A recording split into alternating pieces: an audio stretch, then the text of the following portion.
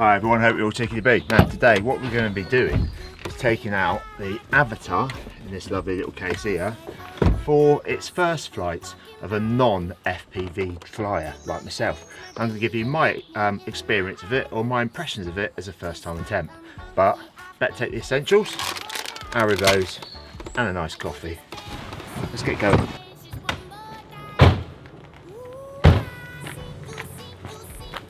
First things first, you've got to think about where you're going to fly it, and I suggest you find a nice open space just like this.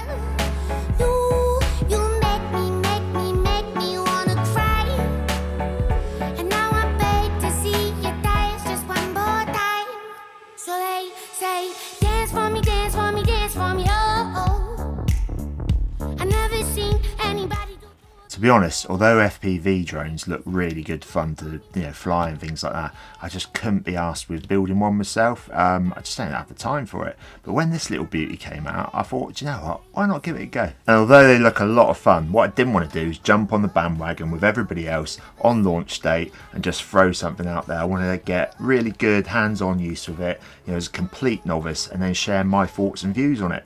And then I could be confident of putting this video up without jumping on the bandwagon. Now, the first thing you've got to be prepared for is plenty of crashes.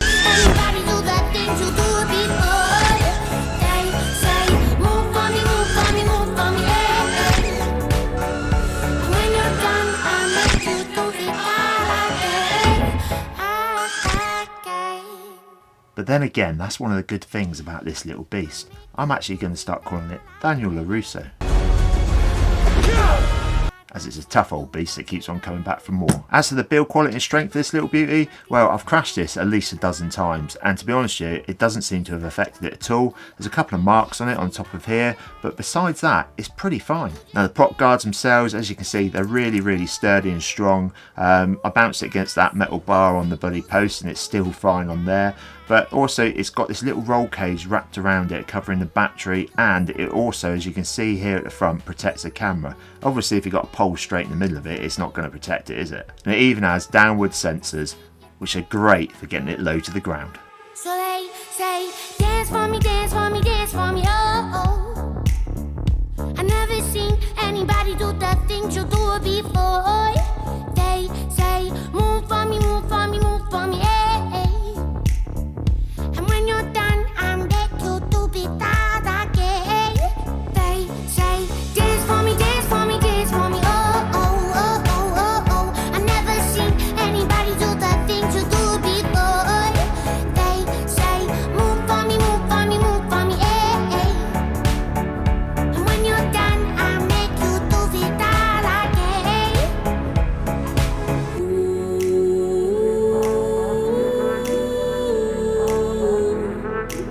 Don't be fooled by that, because it hasn't got AI obstacle avoidance on it. It just gives you that little bit of recognition, and it goes red, as you can see here in the goggles, as it pops up on the screen. And then you can avoid the crash or hit the emergency brake, which is another cool feature on it. And as you can see here, you can replace nearly every part on it. There's loads of little screws dotted all over the place on it. You'll have a little Allen key there, which you'll be able to unscrew and replace things yourself, even though I would recommend the DJI refresh program, because if you lost this out at sea, then you're not going to be able to replace it with a couple of screws, are you? And it'd be awesome, because I'm sure there'll be third-party people out there that'll have little add-ons on it to customise it in your own way, but we'll wait and see what they come out with. As for flying it, you get the motion controller with the full setup. You can buy the drone by itself, I know, if you've already got, I think it's the original FPV controller out there, and that'll save you some money. But to be honest with you, if you're a first-time flyer, then I definitely would advise you go for this, because it's an awesome piece of kit for beginners and things like that, because all you do is actually tilt it side to side, up and down and things like that, and then you press this trigger to make it go forward. Here's my first flight. When you're done, I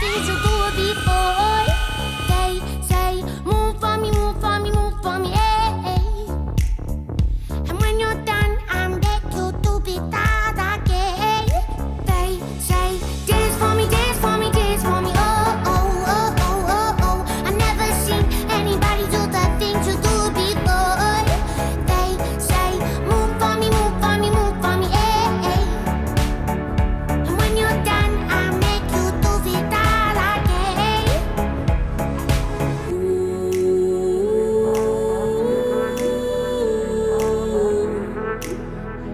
And as you see, I'm 53 years old, and if I can do it, anybody can do it. It's just so much fun.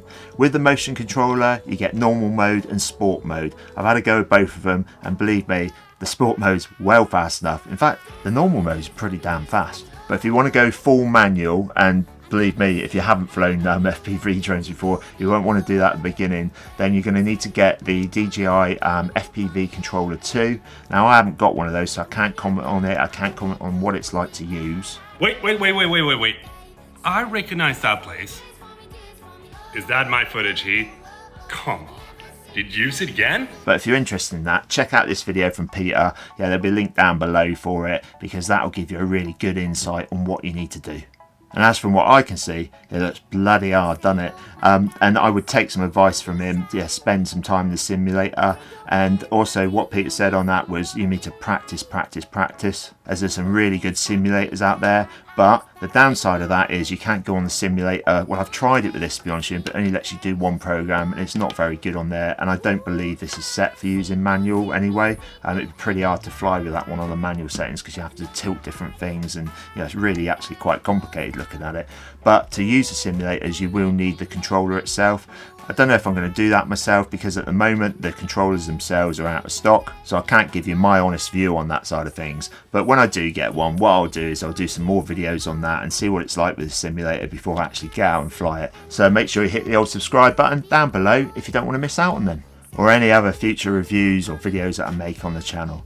Now, before we look at my second flight, let's have a look to see whether or not I got it through the Discovery on my first attempt.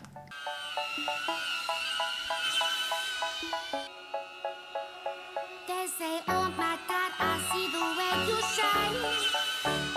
Take your hand, my dear, and bless. I was pretty chuffed with getting it through on the first attempt. Next time I might try it a bit faster. But before we look at the second flight stuff and how I've advanced from the first flight to the second flight, let's have a quick chat about the things I don't like about this drone, or actually could be better rather than don't like. Firstly, it's got to be, as everybody's already talked about, I'm sure, the memory card. It's really awkward to get into it. And you have to move the props about and things like that. But I find it a lot easier if you pinch your fingers both sides, and then slide it out like this, and then all you need to do is reverse it to pop it back in. It's not perfect, but I'd definitely also be doing it over a table or something, some area where it can catch it, because it's bound to drop on the floor. And you wouldn't want to be doing that out in the field, would you? Because you'd probably lose it. And that'd be a damn shame. And the only other thing I'm not 100% happy about is, although this is a tiny little drone, you can pop it in your bag, or you can hang it on the back by a couple of straps, just like I'm showing you here. But at the end of the day, what you do need to do is take the amount of kit with you. So you've got the controller, the goggles, the batteries, and everything else like that. And if you do want the manual controller as well, it's going to take up some extra room.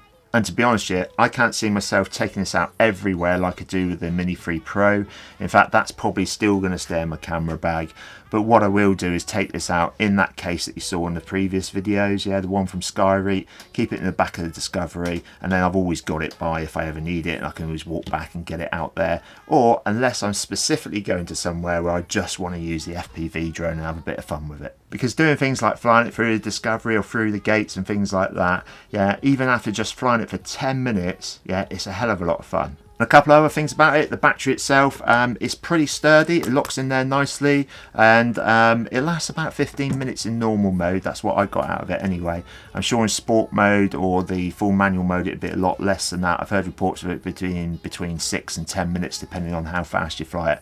But it does have return to home, which I believe most of the the ones that you build themselves won't have that option in there, which is a really, really cool thing to have.